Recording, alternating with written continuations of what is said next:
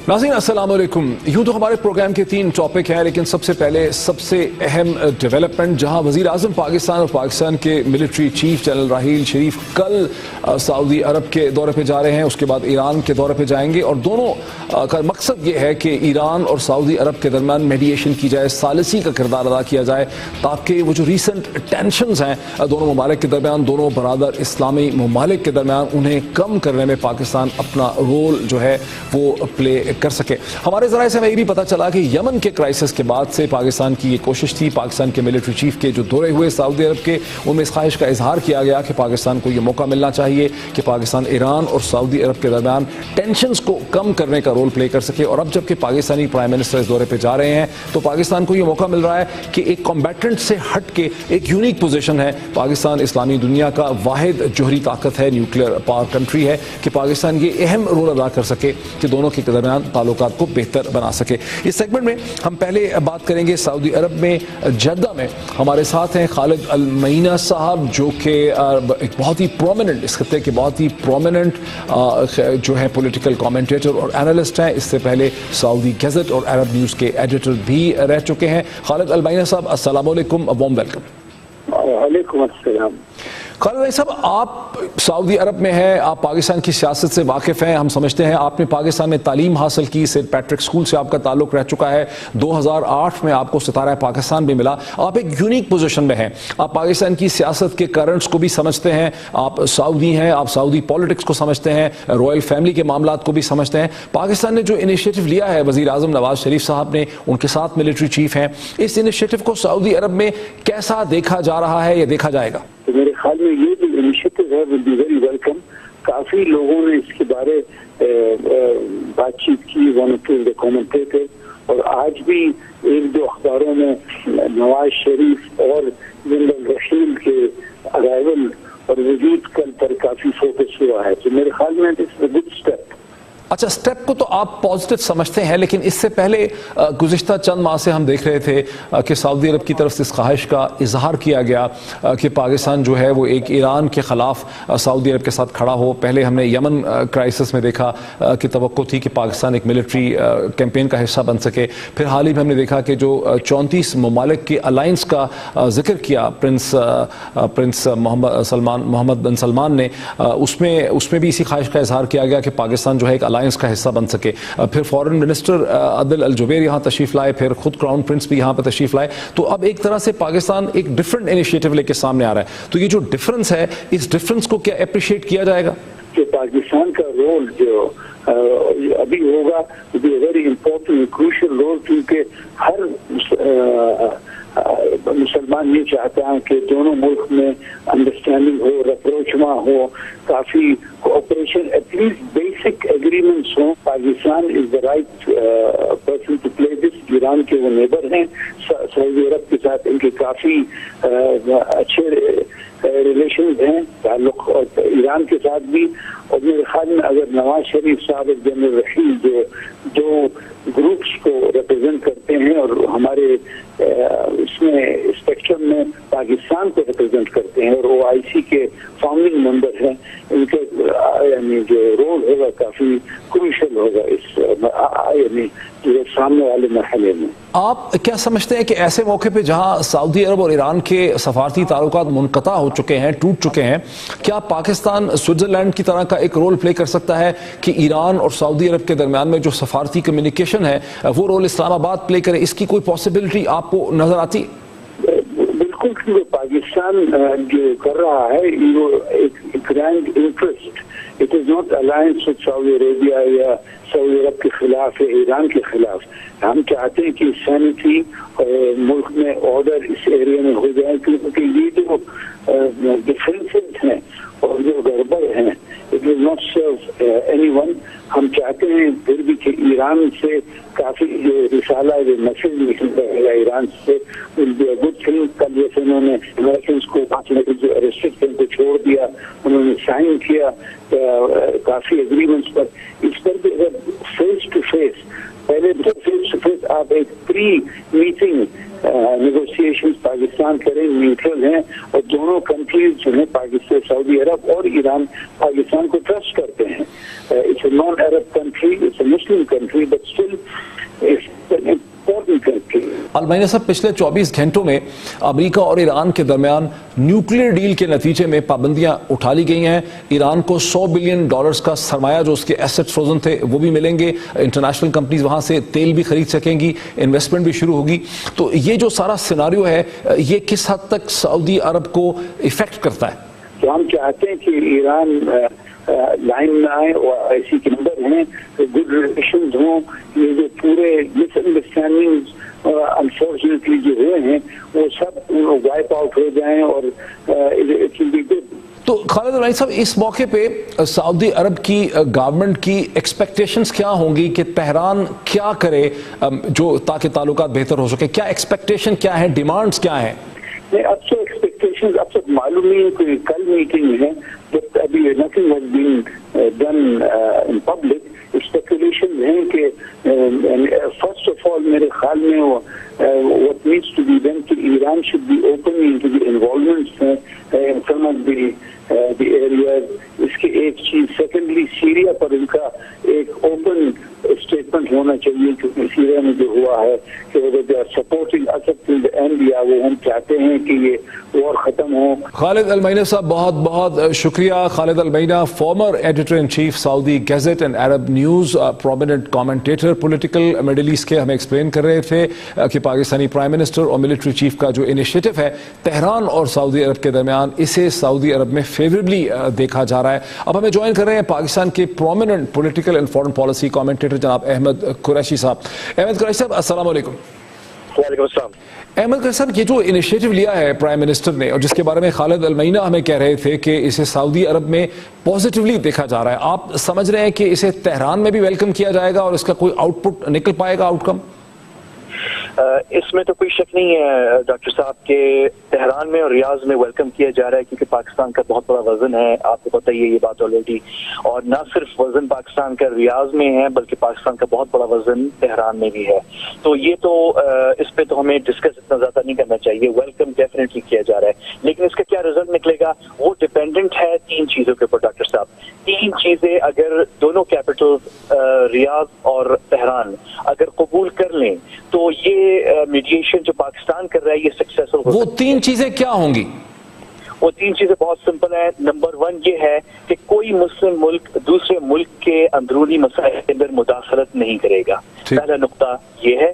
دوسرا نقطہ یہ ہے کہ ہر مسلم ملک دوسرے مسلم ملک کی جو ٹیریٹوریل انٹیگریٹی ہے, جو اس کے حدود کی سلامتی ہے, وہ اس کا احترام کرے گا. اور تیسرا نقطہ یہ ہے کہ کوئی مسلم ملک جو ہے کسی فرقے کو as a instrument of foreign policy استعمال نہیں کرے گا.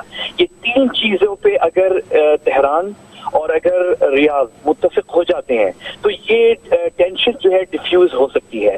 میں ظاہر ہے مجھے پتا ہے کہ یہ بات اتنی سمپل نہیں ہے. صرف یہ 3 نکات نہیں ہے. آپ کو پتا ہے کہ کچھ ڈیمانڈ سعودیہ کی کچھ ہیں, کچھ اسپیسیفک ڈیمانڈز ہیں, کچھ اسپیسیفک ڈیمانڈز ایران کی ہے.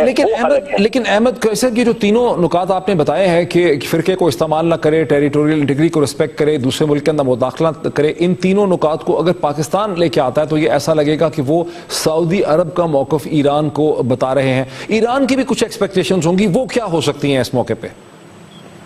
نہیں ڈاکٹر صاحب, یہ تو 3 پوائنٹس جو ہیں یہ تو بالکل ہی نیوٹرل ہیں. یہ تو لاگو ہیں سعودی عرب کے اوپر اور یہ لاگو ہیں ایران کے اوپر.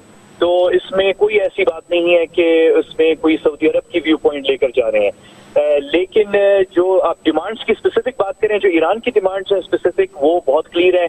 ایران چاہتا ہے کہ سعودی عرب جو ہے وہ شام کے اندر مداخلت نہ کرے. ایران چاہ رہا ہے کہ سعودی عرب جو ہے یمن کی جو جنگ ہے وہ ختم کرے اور یمن سے نکلے.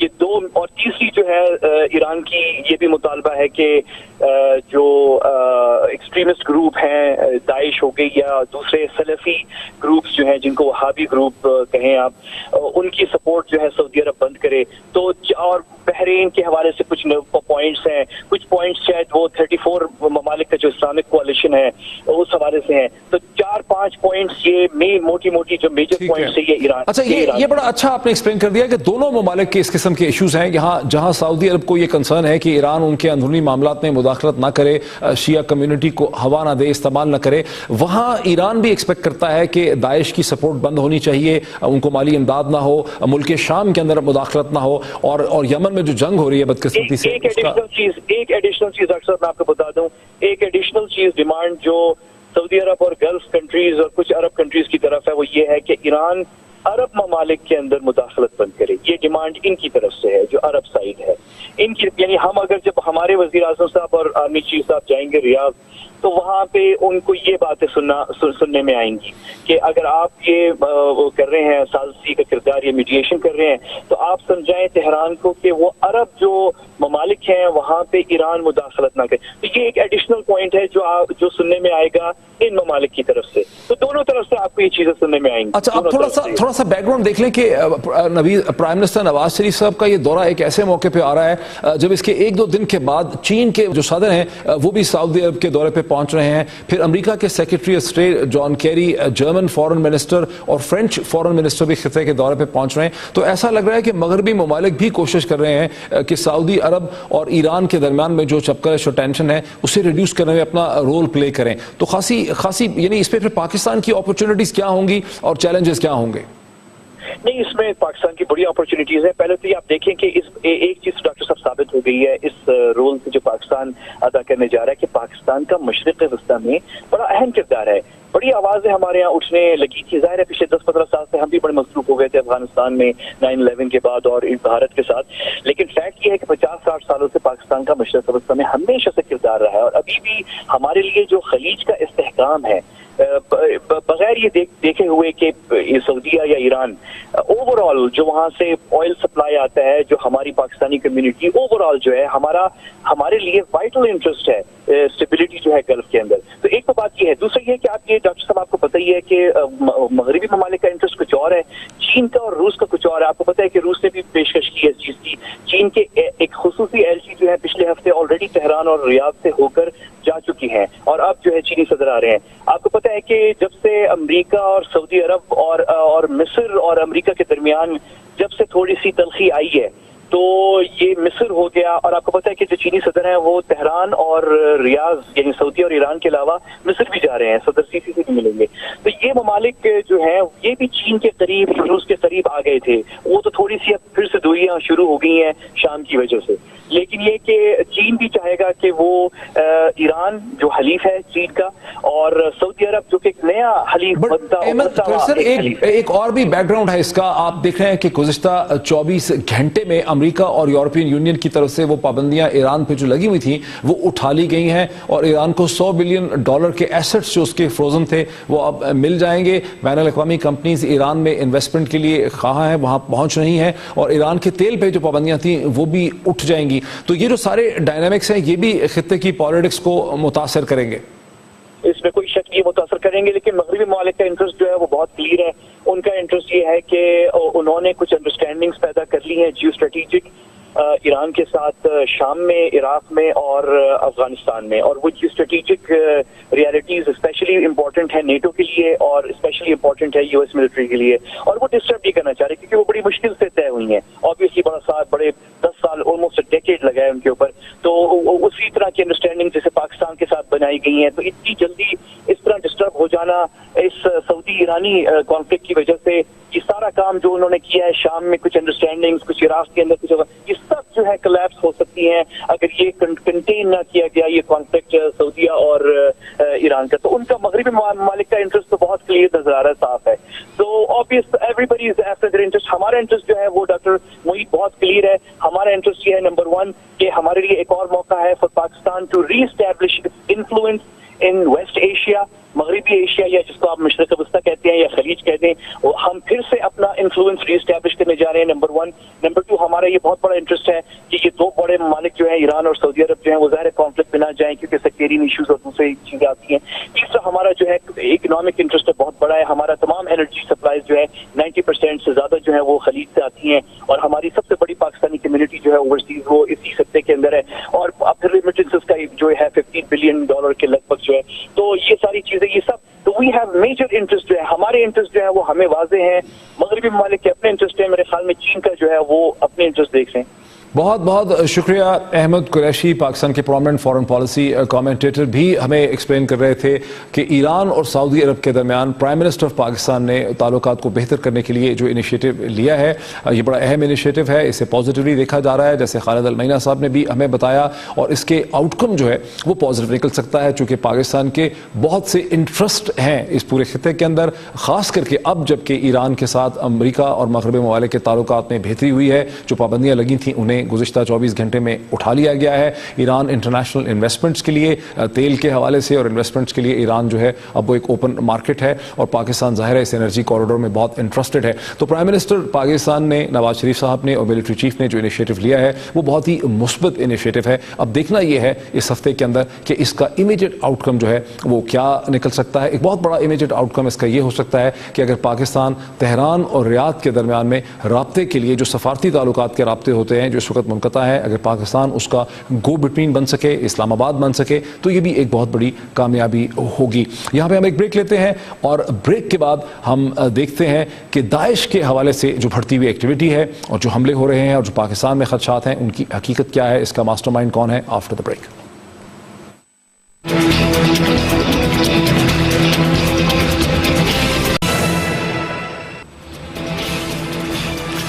ناظرین ویلکم بیک. آج شام کے شہر دیر ازور میں داعش کے حملے میں درجنوں سویلین شہریوں کو ہلاک کر ڈالا اور بتایا جاتا ہے کہ کئی سو شہریوں کو اغوا کر کے یرغمال بنا لیا گیا ہے. اسی ہفتے ہم نے دیکھا ہے کہ استنبول میں، جکارتہ میں اور برکینا فاسو میں کہیں داعش اور کہیں القاعدہ کے ملی جلی جو دہشت گردی کے حملے وہ نظر آتے ہیں. اور خود پاکستان میں مسلسل ہم یہ سن رہے ہیں پولیس کے ذرائع سے کہ ٹیلی ویژن چینلز کو اور میڈیا آؤٹ لیٹس کو خطرہ لاحق ہے، جس کے لیے ضرورت ہے کہ حکومت کی جو ایجنسیز ہیں یعنی پولیس اور حکومت کی جو انٹیلیجنس ادارے ہیں ان کے درمیان بہتر کوارڈینیشن ہو تاکہ اس قسم کے خطرات کا سدباب کیا جا سکے.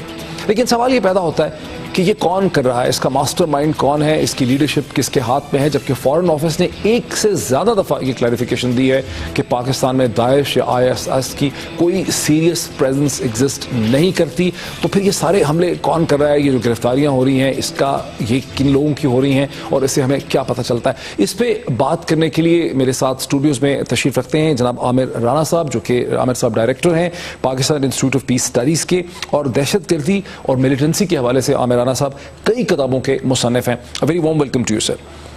عامر رانا صاحب یہ کیا صورتحال ہے، یہ کون اس کا ماسٹر مائنڈ ہے، کون اس کو پش کر رہا ہے؟ دیکھیے جب ایک تحریک بن جاتی ہے اور دہشت گردی کی موومنٹ شروع ہو جاتی ہے تو یہ تو ممکن ہے کہ جو انہیں کہیں سے بھی مدد ملے تو وہ اس کو قبول کریں، لیکن ان کی ایک انڈیپینڈنٹ ان کی شناخت ہوتی ہے اور اس میں وہ کوئی کمپرومائز نہیں کرتے. تین چیزیں بڑی امپورٹنٹ ہوتی ہیں، ایک ان کا نظریہ، ایک ان کی آبجیکٹیو جو سیاسی ہوتے ہیں، اور ایک ان کی آپریشن صلاحیت. یہ پوری تحریکیں اس کے گرد گھومتی ہیں. ہو سکتا ہے کہ کہیں سے ان کو سیاسی مدد مل رہی ہو، کہیں سے ان کو آپریشنل مل رہی ہو، کہیں پہ ان کو نظریاتی مل رہی ہو. یہ بہت کم ہوتا ہے کہ کوئی اس قسم کی تحریک اپنے جو بنیادی آبجیکٹیو کے اوپر کمپرومائز کرے. لیکن عامر رانا صاحب یہ تو ہم ایک چیز جو نظر آ رہی ہے کہ یہ کوئی نئے لوگ نہیں ہیں، یہاں کوئی لوگ سیریا سے نہیں آ رہے ہیں، عراق سے نہیں آ رہے ہیں، یہ وہی پاکستانی لوگ ہیں جو پہلے مختلف سیکٹرین آرگنائزیشنز میں تھے یا القاعدہ سے ان کا تعلق تھا، اور یہ اپنے آپ کو غالباً ایسا لگتا ہے جیسے ری برانڈ کر رہے ہیں. تو یہ کون آخر کوئی نہ کوئی تو ان کو پش کر رہا ہوگا نا اس ری برانڈنگ کے پروسیس کے اندر کہ آپ ایک نیا جھنڈا اٹھا لیں. کون کر رہا ہے؟ بالکل ری برانڈنگ بڑا اہم فیکٹر ہے جس کی طرف آپ نے اشارہ کیا، لیکن یہ ان کے اندر ہو رہی ہے جو ٹی ٹی پی کے گروپ تھے یا اسے ایفیلیٹ گروپ تھے یا یہاں پہ فرقہ وارانہ تنظیمیں تھیں. لیکن اس کے علاوہ دو اور نئے رجحان بھی ہیں ہمارے ہاں. ایک وہ ہے جو سیلف ریڈیکلائز لوگ ہیں جو سائبر سپیسز کے اندر جنہوں نے انسپریشن لی ہے اور ریڈیکلائز ہوئے ہیں. دوسرے وہ ہیں جن کا کوئی کنونشنل ملیٹنٹ آرگنائزیشن سے ان کا تعلق تھا یا ان کا مذہبی بیک گراؤنڈ تھا. یہ تین سطحوں کی ہیں. پاکستان کے اندر جو تھریٹ ہے وہ جو ری برانڈنگ والا جو داعش ہے اس سے نہیں ہے، کیونکہ اس کی پوری کنسنٹریشن افغانستان کے اندر ہے اور افغانستان کے اندر وہ کوشش کر رہے ہیں کہ وہ ایک ایسی ٹیریٹری بنا لیں جہاں سے اپنے آپریشنز کو آگے بڑھا سکیں. پاکستان کے اندر دو طرح کے یہ رجحان میں نے کہا. ایک تو جو جن کا حوالہ مذہبی ہے اور ملیٹنٹ کا ہے، ان کی کوشش یہ ہے کہ کسی طریقے سے سیریا پہنچا جائے. ایک ڈریم ڈیسٹینیشن ان کے ذہن، ڈریم ڈیسٹینیشن بالکل، کہ خلافت ہے جہاں پہ ان کو رہنا چاہیے. یہ ابھی پنجاب کے اندر جو حالیہ गिरफ्तारियां हुई थी तो बहुत वाज़ेह तौर पे बता रहे हैं कि पाकिस्तान के अंदर वो कुछ नहीं करना चाहते थे, बल्कि वो चाहते थे कि अपने खानदानों को इराक और सीरिया में दौलत इस्लामिया के अंदर वहां पे जाके रहें। अब ये जो ये जो इंस्पिरेशन इनको कहां से आ रही है, रक्का से आ रही है? नहीं, ये देखिए इसके बहुत सारे फैक्टर्स हैं। ये वो ड्रीम है जो हमारे बहुत सारे तबकात मुसलसल देखते हैं कि खिलाफत होगी, उसमें निज़ाम होगा और उसके निज़ाम के तहत उसके अंदर वो ज़िंदगी गुजारेंगे। जो ख़तरनाक एक एलिमेंट है जो पाकिस्तान के सिक्योरिटी पर्सपेक्टिव में, वो छोटे छोटे सेल्फ रेडिकलाइज ग्रुप्स हैं जो साइबर स्पेसेस में तो रेडिकलाइज हुए हैं, लेकिन उनके अंदर पोटेंशियल है कि वो फ्रस्ट्रेशन के अंदर भी कुछ कर सकते हैं। यहाँ पे एक और बड़ी इंपॉर्टेंट चीज़ है कि पेरिस के अटैक के बाद दाइश ने अपनी हिकमत अमली में तब्दीली की है बाकी दुनिया के हवाले। अच्छा, वो क्या तब्दीली है? पहले उनकी थी कि तमाम लोग जो हैं जो उनके हामी हैं वो अपने वसाइल लेके सीरिया आए। अब उनका है कि जो जहां जहां पे है तो वो अपनी कुव्वत को जाहिर करें। इसलिए हम देख रहे हैं कि फिलिपीन, जकार्ता, टर्की और खास तौर के ऊपर जो है लीबिया के अंदर एक ही वक्त के अंदर इस्तांबुल में जो हमला किया है जर्मन टूरिस्ट के ऊपर, अबा सोफिया के बाहर जो हमला किया है, वो शख्स तो रीसेंट इमिग्रेंट था, उसका तो सीरिया से ताल्लुक था, वो तो वहां से आया था। बिल्कुल, ये टेंडेंसी किसी में भी हो सकती है, इंस्पिरेशन किसी के अंदर भी हो सकती है, सीरिया वालों में भी हो सकती है, सीरिया से बाहर भी हो सकती हैं। अब उसके अंदर दाइश मेरा ख्याल है चेक करना चाहती है कि उनका इन्फ्लुएंस बाकी दुनिया में कहां कहां तक पहुंच चुका है। जो अरेस्ट हुए हैं पंजाब के अंदर, उनसे क्या पता चला? उनसे तो पता चल रहा है कि पंजाब के अंदर ये जो लोग थे, इनकी कोशिश ये थी कि किसी तरीके से ये इराक और सीरिया चले जाएं। पंजाब के अंदर 202 दफा, एक से ज्यादा दफा पाकिस्तान के फॉरेन ऑफिस ने क्लैरिफाई किया। एक दफा सरदार रजी साहब की भी स्टेटमेंट आई कि भाई हमारे यहाँ कोई सीरियस प्रेजेंस जो है ग्राउंड पे IS के दाइश की नहीं है। फिर वो क्या है? अगर अरेस्ट इन लोगों के हो रहे हैं तो फिर स्टेटमेंट क्या है? ये थ्रेट परसेप्शन का मसला है। खतरा है लेकिन उतना नहीं है जितना हम समझते हैं कि ये हो सकता है। मिसाल के तौर पे एक परसेप्शन तो ये है कि शायद वो जो सीरिया और इराक के अंदर हैं उनका कोई पाकिस्तान के हवाले से कोई मंसूबा है और यहाँ पे कोई कब्जा करना चाहते हैं या अपनी कोई सेफ हेवन्स बनाना चाहते हैं। ऐसा कुछ नहीं है। दूसरा, कुछ लोग यहाँ से जाना चाहते हैं, उनको रोकना पाकिस्तान की जिम्मेदारी है, क्योंकि ये भी हो सकता है कि वो जैसे यूरोप से लोग गए और वापस आके वो खतरा बन गए उन्हीं मुल्कों के अंदर। एक ये खतरा है। जो सेल्फ रेडिकलाइज लोग हैं, अगर ये जा नहीं पाते तो ये अपनी फ्रस्ट्रेशन के अंदर पाकिस्तान में ऐसे सिक्योरिटी छोटे छोटे थ्रेट क्रिएट कर सकते हैं, लेकिन ये कहाँ से आएंगे, कैसे होंगे, ये एक बड़ा प्रॉब्लम है। दफा आपने कहा ये सेल्फ रेडिकलाइज लोग हैं जो साइबर स्पेस को इस्तेमाल कर रहे हैं। ये मेरा फोन है, इसकी 24 घंटे IB और ये इंटेलिजेंस एजेंसीज जो हैं इसकी मॉनिटरिंग करते रहते हैं, टेपें इसमें चलती रहती हैं, आवाज़ें इसमें आती रहती हैं।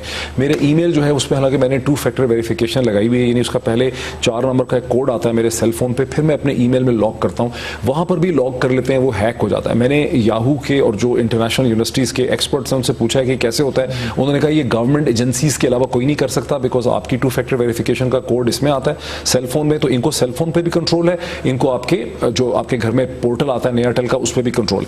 मेरा सवाल यह है कि पाकिस्तान की इंटेलिजेंस एजेंसीज की क्या प्रायोरिटीज हैं कि मेरे जैसे फजूल आदमी के ऊपर वो गवर्नमेंट के और टैक्स पेयर के रिसोर्सेज ज़ाया कर रहे हैं, और ये जो लोग पाकिस्तान के लोगों को खतरे में डालना चाहते हैं साइबर स्पेस में, इनके बारे में कुछ नहीं हो रहा। देखिए, आप हैं एक मारूफ शख्सियत हैं, आपकी सर्वेलेंस बड़ी आसानी से हो सकती है, लेकिन ये जो खतरा है दहशतगर्दी का, ये इसके लिए साइबर सर्वेलेंस, तो ये आसान काम करना चाहते हैं पाकिस्तान की इंटेलिजेंस एजेंसीज, आसान काम करना चाहती हैं, दूसरा काम भी करना चाहते हैं, लेकिन चैलेंज की नोयत मुख्तलिफ है। इस वक्त पूरी दुनिया के सामने, इंटेलिजेंस एजेंसीज के सामने चैलेंज यही है कि साइबर सर्वेलेंस के कैसे फ्रेमवर्क डेवलप किए जाएं कि बेहतर कर सके अपने कोऑर्डिनेशन को। अगर कोई हमला पेरिस के अंदर कुछ इतलात के बावजूद हो सकता है या तुर्की के अंदर भी कुछ दिनों पहले इतलात के बावजूद हो सकता है, तो इसका मतलब है कि बहुत सारे अभी रिस्पॉन्सेस के अंदर गैप्स हैं, और साइबर सर्वेलेंस इंतहाई हसास एक शोबा है जिसके अंदर आपने कहा कि इनको मैसेजेस मिलते हैं कि अपने आप को जाहिर करें, मैनिफेस्ट करें, हमले करें, अपनी प्रेजेंस शो करें।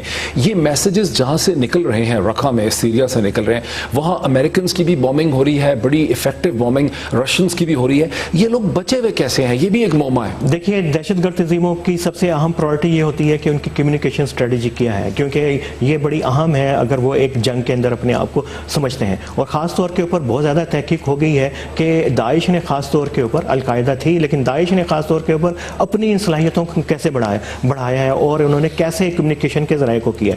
मल्टीपल लेयर के वो यूज़ करते हैं अपने कम्युनिकेशन पूरी दुनिया में लोगों के साथ राब्ते में रहने के लिए। उसके अंदर कुछ मखसूस पॉइंट पैगामात होते हैं जिनके लिए उनकी कोडिफिकेशन करते हैं, कुछ एक जर्नल अहकामात होते हैं जो जर्नल जो बड़ी आसानी से हम भी उसको देख सकते हैं। वो ये पिछले दिनों से यही इतलात गर्दिश कर रही हैं जो इनसे ریلیٹڈ نیٹورک ہیں کہ جہاں پہ جو لوگ ہیں جو ان کے ہمدرد ہیں اسلامی خلافت کے، دولت اسلامیہ کے، وہ آئیں اور بتائیں کہ وہ ہمارے ساتھ ہیں یا نہیں ہیں. یہ تو بڑا اپیرنٹ میسج ہے، لیکن چیلنج وہی ہے کہ ایک تو ہے اسپیسز، وائٹ اسپیسز ہیں، ان کے اندر بھی ان کی پریزنس ہے. ایک ہمیں پتہ ہے کہ سائبر اسپیس میں ایک گرے اسپیسز ہیں جن کو کنٹرول کرنا، جن کو دیکھنا اور جن کو سیکیور کرنا سب سے بڑا اس وقت جو چیلنج ہے ریاستوں کو درپیش. عامر رانا صاحب دیکھیے، ایمن الزہواری آج سے 12 مہینے پہلے یا 18 مہینے پہلے ہم صرف ایک آدمی کا نام سنتے تھے کہ جی اب تو عمر وہ ختم ہو گیا جب سے اسامہ بن لادن مارا گیا، تو اب القاعدہ کو ہیڈ کرتا ہے ایمن الزہواری. اب کہیں پر بین الاقوامی میڈیا ایمن الزہواری کی بات نہیں کر رہا، اب سب لوگ داعش ہی کر رہے ہیں. یہ تو ایسا لگ رہا ہے جیسے ایک سوچا سمجھا سا منصوبہ ہے، ایک مینٹل اسٹریٹجی ہے کہ القاعدہ چونکہ اب اتنا بڑا تھریٹ پرسیپشن نہیں رہا، ایک اور تھریٹ پرسیپشن کھڑی کر دی جائے. مجھے سمجھ نہیں، کوئی لیڈرشپ تو ہوگی نا، کوئی ماسٹر مائنڈ تو ہوگا. دیکھیے القاعدہ کی بالکل ایک لیڈرشپ ہے، ایک بڑا اسٹرکچر گروپ ہے، لیکن ہم نے کہا کہ دہشت گرد تنظیموں کا ایک لائف سائیکل ہوتا ہے. داعش جو ہے اس کی ایک نئی شکل ہے. اب جتنے بھی نظریاتی، سیاسی، آپریشنل جتنے ریسورسز ہیں سارے ادھر جا کے پول ہو رہے ہیں. القاعدہ بھی ہے لیکن وہ اس قسم کی تنظیم نہیں رہی جو آج سے 3 سال پہلے. ایک لیڈرشپ تھا نا، سمبولک. اسامہ بن لادن تھا، ایمن الزہواری اس کا آپریشنل ہیڈ تھا. یہاں کون لیڈر ہے اس کا؟ ابھی تک ایمن الزواہری ہیں، ابھی وہی ان کا. اس کا کون ہے؟ داعش کا کون ہے؟ داعش کے بغدادی ہیں، ان کی ایک پوری شورا ہے، سیاسی شورا ہے، مذہبی شورا ہے، ان کی ملٹری شورا ہے. اور تو وہاں بیٹھے پاکستان میں کون ہے ان کا لیڈر؟ دیکھیے داعش جو ہے اپنے آپ کو ایک دہشت گرد گروپ نہیں سمجھتی. وہ سمجھتی ہے کہ وہ ایک لیجیٹیمیٹ ریاست ہے جن کے پاس ٹیریٹری ہے اور ریاست کے طریقے سے ہی ان کے شعبہ جات ہیں، اس کو آپریٹ کرتا ہے. کرنا کیا ہوگا پاکستان کو؟ پاکستان کو سائبر سرویلنس کو بہتر کرنا ہوگا، اور جہاں سے بھی آپ کو لگے 3 ایریا سے جہاں پہ ری برانڈنگ ہو رہی ہے، جہاں پہ مذہبی طبقوں کے اندر انسپریشن آ رہی ہے، اور سائبر اسپیسز کے اندر جو لوگوں میں پوٹینشیل ہے ریڈیکلائز ہونے کا، ان کو مانیٹر کرنے کا، اس کو مانیٹر کرنا ہوگا. عامر رانا صاحب بہت شکریہ. ناظرین ابھی آپ نے سنا، ایسا لگتا ہے کہ انٹیلیجنس کا جو رول ہے وہ یہاں پہ بہت ہی اہم ہے، اور انٹیلیجنس ایجنسیز کی پرائرٹیز کیا ہیں، وہ ٹیکس پیئر کے پیسے کو کہاں اور کس طرح سے خرچ کرتے ہیں، یہ بھی بہت ہی ایک اہم سوال ہے اس چیلنج سے نپٹنے کے لیے. ایک بریک لیتے ہیں اور بریک کے بعد دیکھتے ہیں کہ کیسے گوگل نے پاکستان میں youtube.pk کا آغاز کر دیا ہے اور اس کے بارے میں کیا اہم سوالات ذہن میں اٹھ رہے ہیں. After the break.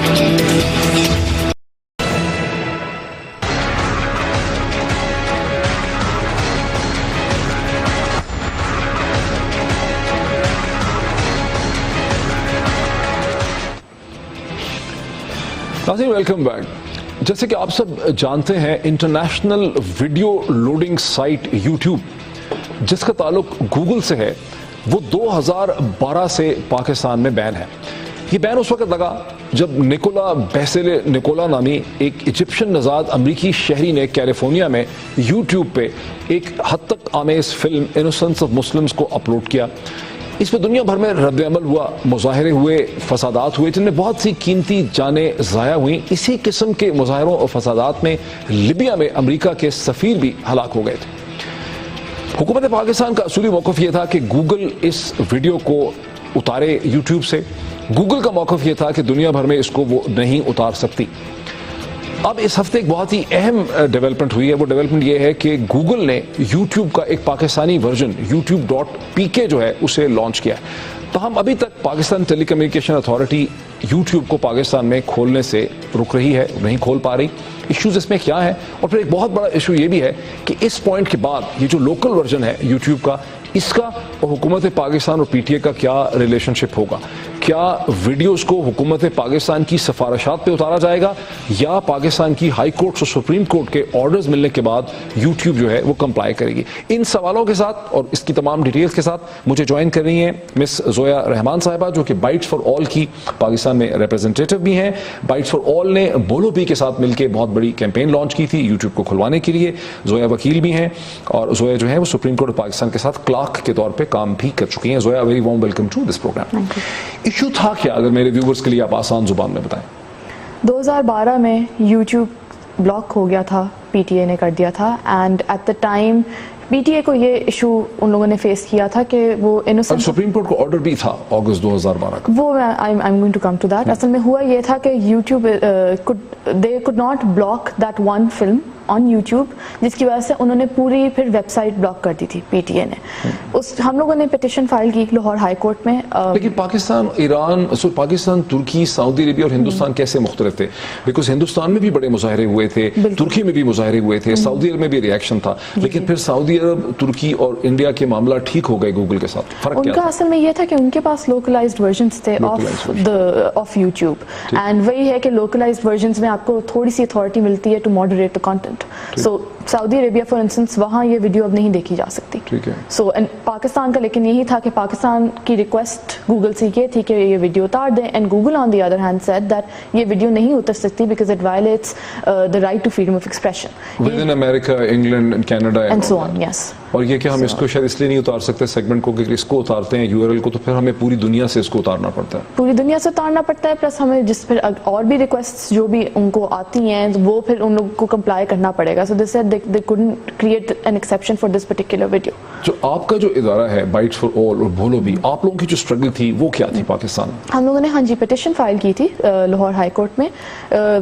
20 से ज़्यादा हियरिंग्स हुई थी. We had a lawyer who was working with us pro bono. और असल में हुआ ये था कि सुप्रीम कोर्ट का ऑन द साइड एक सेपरेट ऑर्डर था व्हिच बेसिकली डिमांडेड कि वीडियो जो है ये जो फिल्म थी ये ब्लॉक हो जाए पाकिस्तान में. तो जस्टिस मंसूर अली शाह थे, उन्होंने इवेंचुअली हमें कहा कि he agreed with Lahore High Court में बिल्कुल. He said that YouTube should be unblocked but at the same time वो ऑब्वियसली बिकॉज एक सुप्रीम कोर्ट ऑर्डर एग्जिस्ट करता था तो वो उसके खिलाफ कुछ भी नहीं कह सकते थे. तो we needed to basically challenge that supreme court order first. तो अभी भी सुप्रीम कोर्ट का ऑर्डर तो है. तो अब बेसिकली यही मसला चल रहा है कि यूट्यूब का जो ये लोकल वर्जन की बात कर रहे हैं ये अभी तक इसलिए नहीं लॉन्च कर पा रहे बिकॉज वो सुप्रीम कोर्ट का ऑर्डर एग्जिस्ट करता है अगेंस्ट यूट्यूब. उसको पाकिस्तान में खोल नहीं पा रहे उसको पाकिस्तान में. अच्छा, ये लोकल वर्जन उर्दू में कह तो रहे हैं हाँ जी. From what I know Urdu में ये उर्दू बेस्ड वर्जन है बेसिकली ये. एंड इसमें यही है कि जो कंटेंट जनरेट होगा या जो फॉर इंस्टेंस हमें होम पेज पे नजर आएगा that would be according to you know like what Pakistan से कोक स्टूडियो की वीडियोस हो गई या कोई लोकल कॉमेडी मतलब कि जो वीडियोस होती हैं वो उस तरह से वो डाल लेंगे. तो वो उसको लोकलाइज करना चाह रहे हैं. नहीं तो इसकी आपकी अंडरस्टैंडिंग ये है कि जो यूट्यूब का एक ग्लोबल वर्जन है youtube.com वो पाकिस्तान में आप लोगों को नहीं मिल सकेगा?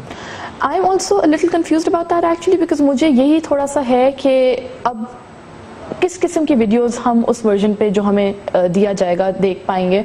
बिकॉज हो सकता है कि बेसिकली कोई भी वीडियो मतलब अगर ब्लास्फेमस कंटेंट हो चले वो तो और बात है, लेकिन मुझे नहीं पता कि किन वीडियोस को मेरे पास एक्सेस होगा और किन वीडियोस का नहीं होगा. अच्छा, ये भी फिर एक कंफ्यूजन है कि जब पाकिस्तान से लोग www.youtube.com के ऊपर क्लिक करेंगे तो वो उनको रेफर कर देगा youtube.pk. लेकिन youtube.pk में सिर्फ ब्लास्फेमस कंटेंट को उतारा गया है. मेरी अंडरस्टैंडिंग तो ये है कि होना ये चाहिए कि यूट्यूब एज सच जो है दुनिया में वो हमें पाकिस्तान में मिले, सिर्फ उसमें ब्लास्फेमस वो कंटेंट जो पाकिस्तान के लॉज की खिलाफवर्जी करता है वो उसमें ना हो. लेकिन आप जो कह रही हैं उससे ऐसे लग रहा है कि ये youtube.pk एक लिमिटेड किस्म का एडिशन होगा जिसमें बहुत ज्यादा चीजें नहीं होंगी. तो ये भी एक क्लैरिटी इस स्टेज पे नहीं है. आई डोंट थिंक उतना लिमिटेड वर्जन होगा, लेकिन मेरा कंसर्न मेजर यही है कि गवर्नमेंट ऑफ पाकिस्तान क्या क्या ब्लॉक करेगी उसके ऊपर. मुझे नहीं लगता कि ये ब्लास्फेमस कंटेंट तक होगा इसमें कोई भी चीज़. क्योंकि अगर आप अगर साइबर क्राइम बिल भी देखें जो प्रपोज हुआ है और अब ये सेनेट में इसकी बात की जा रही है, इसमें भी मतलब कि अगर से आप सेक्शन 21 ले लें जो वैसे तो मतलब स्टॉकिंग के मुतालिक है, लेकिन उसमें लिखा हुआ है कि कोई भी मटेरियल जो ऑब्सीन हो, इंडिसेंट हो, मतलब काफ़ी ज़्यादा वेग क्राइटेरिया है जो इन लोगों ने वैसे तो आर्टिकल 19 से लिया है ऑफ द कॉन्स्टिट्यूशन. लेकिन वही है कि मतलब we need to know what obscene is, what indecent is according to the government of Pakistan. तो इस पर तो फिर एक बहुत बड़ा इशू ये होगा जिसकी हमें कोई क्लैरिटी नहीं है कि इस पॉइंट से ऑनवर्ड जो youtube.pk है इसमें क्या पीटीए रेकमेंड करके किसी भी कंटेंट को उतार सकेगी یا پھر یہ ہے کہ لوگ کمپلین لے کے ہائی کورٹ یا سپریم کورٹ میں جائیں گے اور جب کوئی ہائی کورٹ پاکستان میں ایک احکامات جاری کرے گی وہ احکامات جو ہیں وہ واجب ہوں گے, پی ٹی اے کمیونیکیٹ کرے گی youtube.pk کو کہ جی اس کانٹینٹ کو اتار دیں, بیکاز لاہور ہائی کورٹ, اسلام آباد high court, Sindh high court نے اس کے بارے میں احکامات جو ہیں ہمیں جاری کیے ہیں. ورنہ اگر ایسا نہیں ہوگا, اگر ہائی کورٹس انوالو نہیں ہوں گی, پھر تو government of Pakistan P T A intelligence community کے خلاف کوئی چیز آ جائے, نواز شریف صاحب کے بارے میں کوئی چیز آ جائے, شہباز شریف صاحب کے بارے میں کوئی چیز آ جائے, زرداری صاحب کے بارے میں کوئی چیز آ جائے, تو ہر وہ ویڈیو جو ہے حکومت پاکستان کی اور پی ٹی اے کی کوشش ہوگی کہ ہر چیز کو اتار دیا جائے وہاں سے, تو پھر تو مقصد ہی فوت ہو جائے گا اس کا ایج آف انفارمیشن کا. بالکل, اور یہی ہے کہ دیکھیں YouTube at the end of the day کوئی ایسا پورٹل نہیں ہے جس کے اوپر لوگ مطلب بلاسفیمس یا آفینسو کانٹینٹ ہی پوسٹ کرتے ہیں. ایجوکیشن کے لحاظ سے وہ بہت زیادہ امپورٹنٹ ہے. کیا کہتے ہیں, کوئی بھی کام ہمارا ہوتا ہے ہم لوگ یوٹیوب کے اوپر لائک ٹیوٹوریلز دیکھتے ہیں یا مطلب ایگزامپل, مطلب it's a very important way for us as Pakistanis to connect with the rest of the world, اور ہمارا اپنا کلچر ہے جو اس پہ ریپرزینٹ ہو سکتا ہے, لیکن we don't have that access anymore. اور دوسرا میرا یہ بھی کنسرن ہے کہ یوٹیوب تو چلے بلاک ہوا ہے 2012 سے, لیکن اس سے باقی دنیا کو کیا فرق پڑا ہے؟ نقصان تو ہمیں ہو رہا ہے, ہمیں ہو رہا ہے اس میں نقصان. تو پھر اس میں آپ کی جو آرگنائزیشن ہے بائٹس فار آل اور جو بولو بھی آرگنائزیشن ہے, آپ لوگوں کو تو چاہیے کہ آپ لوگ یہ مطالبہ کریں کہ جو کانٹریکٹ ہوا ہے گوگل اسٹروک یوٹیوب اور پی ٹی اے کے درمیان, اس کانٹریکٹ کو ٹرانسپیرنٹ کیا جائے تاکہ وہ میڈیا کے سامنے آ سکے اور پتہ چلے کہ آخر ایگریمنٹ ہوا کیا ہے دونوں کے درمیان.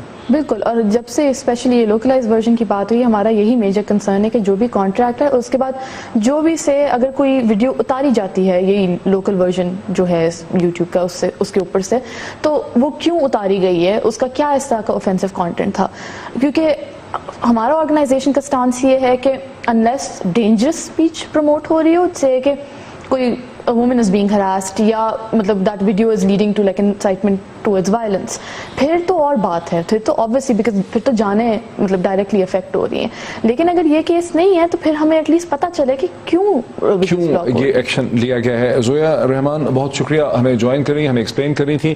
ناظرین یہ تو بڑی خوش آئند بات ہے کہ گوگل اور یوٹیوب اور حکومت پاکستان کے درمیان, پی ٹی اے کے درمیان ایک معاہدہ, ایک کانٹریکٹ طے پایا ہے, جس کے نتیجے میں یوٹیوب کا ایک لوکل ورژن جو ہے وہ لانچ کر دیا گیا ہے 12 جنوری سے, اور ہمیں امید ہے کہ بہت جلدی supreme court P T A کی درخواست پہ فیصلہ کرے گی اور یوٹیوب کا لوکل ورژن اویلیبل ہو جائے گا. لیکن جو بہت بڑا یہاں پہ ایک تکنیکی, قانونی اور کانسٹیٹیوشنل سوال ہے پاکستانی شہریوں اور سول سوسائٹی کی طرف سے, وہ یہ ہے کہ کیا پی ٹی اے کی ریکمنڈیشن پہ ویڈیو کانٹینٹ کو اتار دیا جائے گا یا ویڈیو کانٹینٹ کو پاکستانی ہائی کورٹ اور سپریم کورٹ کی ریکمنڈیشن پہ گوگل اور یوٹیوب اتاریں گے. یہ بہت اہم سوال ہے اور جس کا جواب ملنا اور وہ کانٹریکٹ جو ہوا ہے اس کی جو ٹرانسپیرنسی ہے اس کو سامنے آنا بہت ضروری ہے, ورنہ فریڈم آف انفارمیشن کا جو بنیادی کانسیپٹ ہے وہ فوت ہو جائے گا.